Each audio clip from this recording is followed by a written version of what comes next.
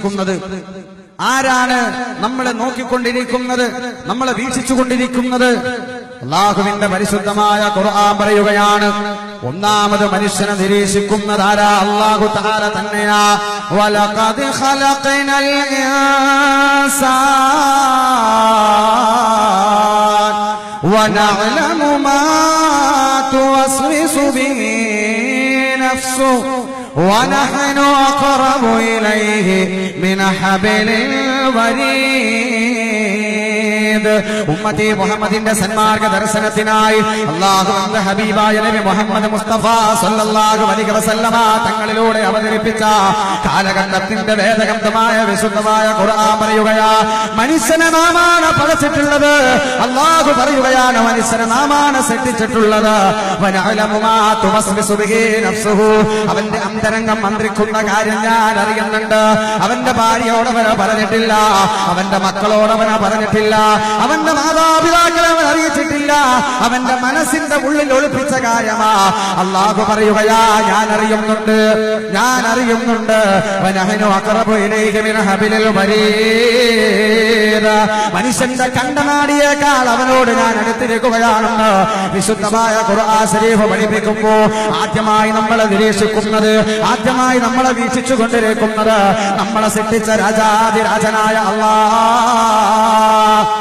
രണ്ടാമതാരാ പ്രിയപ്പെട്ടവരെ? അല്ലാഹു കുറെ മലക്കുകളെ ഇവിടെ വിക്ഷേപിച്ചിട്ടുണ്ട്. അല്ലാഹു കുറെ മലക്കുകളെ ഈ സുഖാനത്തിലേക്ക് അല്ലാഹു നിയോഗിച്ചിട്ടുണ്ട്. രണ്ട് മലക്കുകൾ പ്രത്യേകമായിട്ടുണ്ടല്ലോ. വലതു ഭാഗത്തിരിക്കുന്ന റഖീബ്, ഇടതു ഭാഗത്തിരിക്കുന്ന അതീദ്.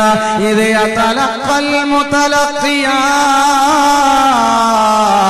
അനിൽ യമീനി വഅനിശ് ശിമാലി ഖഈദ് മാ യൽഫിളു മിൻ ഖൗലിൻ ഇല്ലാ ലദൈഹി റഖീബുൻ അതീദ്. അല്ലാഹുവിന്റെ വിശുദ്ധമായ ഖുർആൻ പറയുകയാണ്, വലതു ഭാഗത്ത് റഖീബ് എന്ന മലക്കിരിപ്പുണ്ട്.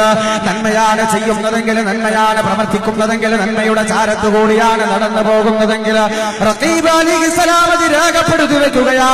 തിന്മയാണ് സംസാരിക്കുന്നതെങ്കിൽ, തിന്മയാണ് പ്രവർത്തിക്കുന്നതെങ്കിൽ, തിന്മയുടെ ഭാഗത്ത് കൂടിയാ നടന്നു പോകുന്നതെങ്കിൽ അതീദ് അലൈഹിസ്സലാം രേഖപ്പെടുത്തുകയാ. മാ യൽഫിളു മിൻ ഖൗലിൻ ഇല്ലാ ലദൈഹി റഖീബുൻ അതീദ്. റഖീബ് അതീദ് മനുഷ്യനെ നിരീക്ഷിച്ചു കൊണ്ടിരിക്കുകയാ, വീക്ഷിച്ചു കൊണ്ടിരിക്കുകയാ.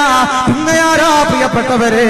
ആദരവായ റസൂലുള്ളാഹി സ്വല്ലല്ലാഹു അലൈഹി വസല്ലമ തങ്ങൾ പറയുകയാ, പടച്ചതമ്പുരാന് രണ്ട് വിഭാഗം മലക്കുകളുണ്ട്. രാവിന്റെ മലക്കുകളും പകലിന്റെ മലക്കുകളും. പ്രഭാതത്തിന്റെ സമയമാകുമ്പോ, സുബഹിയുടെ സമയമാകുമ്പോ ഈ ദുന്യവിയായ ലോകത്തേക്ക് ഒരു വിഭാഗം മലക്കുകൾ കടന്നു വരികയാ. അവർക്ക് അസർ വരെയാ ഡ്യൂട്ടി, അവർക്ക് അസർ വരെയാ ഡ്യൂട്ടി.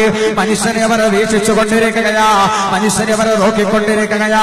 അസറിന്റെ സമയമാകുമ്പോ അള്ളാന്റെ സവിധത്തിലേക്ക് അവർ കടന്നു ചെല്ലുകയാ. മറ്റൊരു വിഭാഗം മലക്കുകൾ കടന്നു വരികയാ. പിറ്റേ ദിവസം സുബഹി വരെ മനുഷ്യരെ നോക്കിക്കൊണ്ടിരിക്കുകയാ. അപ്പൊ അള്ളാഹു നിരീക്ഷിക്കുന്നു, റഖീബ് അതീദ് നിരീക്ഷിക്കുന്നു, രാവിന്റെയും പകലിന്റെയും മലക്കുകൾ നിരീക്ഷിക്കുന്നു. പിന്നെ ആരാ? പ്രവാചകർ പറയുന്നു, സഹാബാ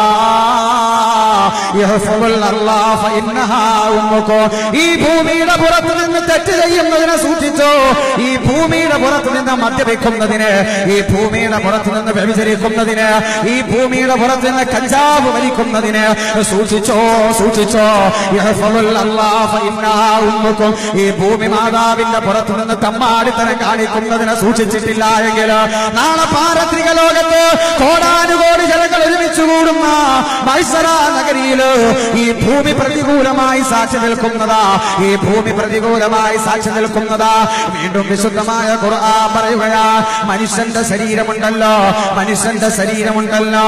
അൽയൗമ നഖ്തിമു അലാ അഫ്വാഹിഹിം വതുകല്ലിമുനാ ഐദീഹിം വതശ്ഹദു അർജുലുഹും ബിമാ കാനൂ യക്സിബൂൻ. ഇന്ന് നമ്മളെ പോറ്റി വളർത്തുന്ന നമ്മുടെ ശരീരമുണ്ടല്ലോ, ഈ ശരീരം പോലും നാളെ പ്രതികൂലമായി സാക്ഷി നിൽക്കുകയാ.